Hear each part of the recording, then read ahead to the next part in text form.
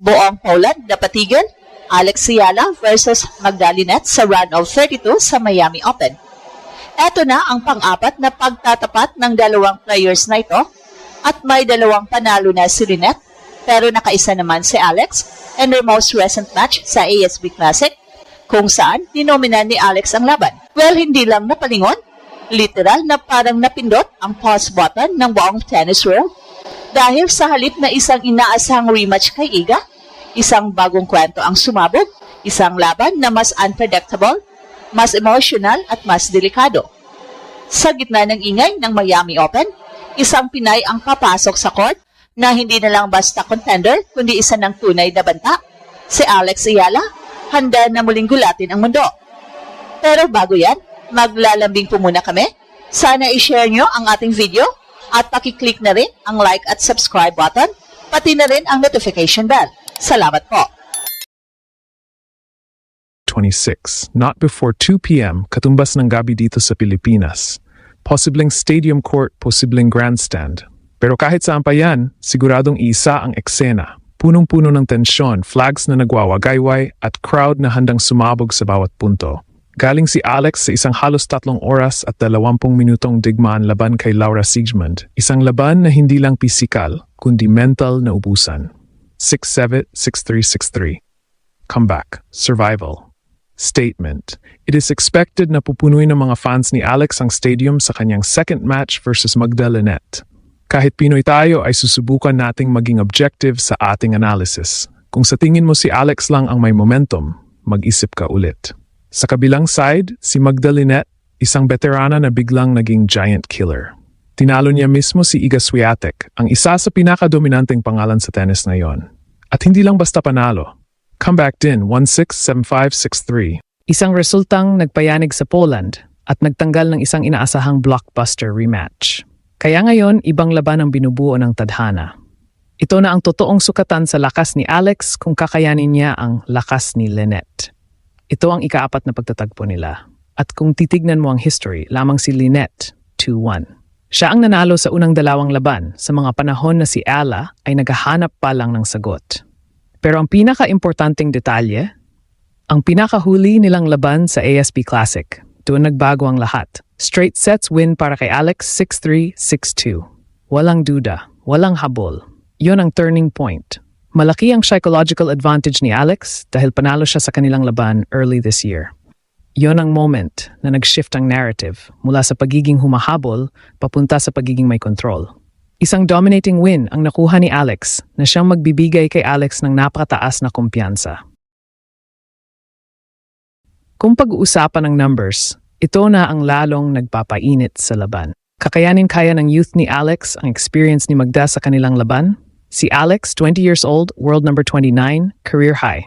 Record niya na ngayong 2026, 13-7. Malakas sa hard court, halos 66% win rate. Galing pa sa deep run sa Indian Wells at quarterfinal sa Dubai. Ibig sabihin, hindi ito one-hit wonder. Consistent ang trajectory niya pataas. Sa kabilang banda, si Linette, 34 years old, world number 50. Mas maraming experience, May 3rd WTA titles at 74 wins laban sa top 50 players sa buong career niya.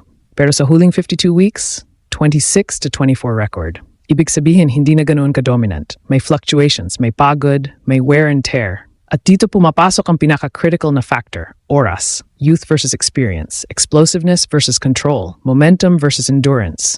Pero ang deciding factor ay ang patience ni Alex na siyang nagpapanalo sa kanya versus Laura. Ang kakaibang maturity ni Alex ang nakakabilib sa kanyang laro. Sa estilo ng laro, parang chess match na may kasamang lindol. Lindol ng forehand ni Alex Ciala na kapag pinakawalan ay imposibleng madepensahan. Ang firepower ni Alex ay hindi gaanong nakikita sa speed, kundi sa kakaibang style na napaka-effective laban sa mga big-time players. Si Alex, isang lefty power machine. Ang forehand niya, parang lindol na kayang gumiba ng kahit anong depensa. Ang galaw niya, mabilis, aggressive, at kayang kontrolin ang direction ng rally mula kaliwat kanan. Hindi siya umaasa sa aces, pero lethal siya sa breakpoints. Kapag may chance, kinukuha niya. Si Linette naman, isang maestro ng consistency. Hindi flashy pero napaka-epektibo. Solid returns, steady baseline at may kakayahang baguhin ang tempo para guluhin ang kalaban. Isa siyang uri ng player na hindi mo basta matatalo kailangan mo siyang pagtrabahuhan. Pero may catch. Sa ganitong klaseng laban kapag humaba ang rally, sino ang mas mapapagod? At dito pumapasok ang reality. Si Alex, 20, fresh. Explosive. Si Lynette, 34. Galing sa emotional upset win laban kay Swiatek. At sa tennis ang fatigue hindi lang sa katawan, nasa desisyon. Nasa timing. Nasa isang split second na pagkakamali. Pero sa tingin ko mananalo ang youth over experience dahil kahit 20 years old pa lang si Alex ay napakataas na ng kanyang maturity. Emosyon. Huwag mo nang itanong. Sa Poland, mixed ang reaksyon. Proud sila kay Lynette, oo. Pero ramdam mo rin ang kaba. Dahil ang player na papasok laban sa kanya, hindi na yung dati nilang kayang kontrolin. May trauma pa mula sa huling talo nila Alex. At ngayon, mas malakas pa ito. Sa Pilipinas, ibang usapan, parang fiesta, parang finals, parang bawat rally, may kasamang sigaw ng isang buong bansa. Dahil alam ng lahat, ito na yung pagkakataon na tuloy-tuloy na ang pag-angat. At sa global analysts, malinaw ang tono. Close fight, pero lean kay Alex. At ngayon, ito ang fearless forecast. 70-65% pabor kay Alex. Hindi dahil Pinoy tayo, kundi dahil sa pinakitang epic comeback ni Alex sa nakaraang laban. Una, nakuha na niya ang blueprint. Ang panalo niya sa Auckland ay hindi yun ay resulta ng tamang adjustments laban sa estilo ni Lynette. Alam na niya kung kailan na atake, kailan maghihintay, at paano basagin ang rhythm ng veterana. Pangalawa, youth at power. Sa hard court, ito ang pinaka-lethal combination. At sa kasalukuyang form ni Alex, halos unstoppable ang kanyang aggression kapag nag-click. Pangatlo, momentum at mental strength. Galing siya sa isang laban na kayang bumali ng loob ng kahit sinong player, pero nanalo siya. Ibig sabihin, hindi lang katawan ang matibay, pati isip. At si Lynette, galing sa isang emotional high. At sa sports, minsan ang kasunod ng sobrang taas ay biglang bagsak.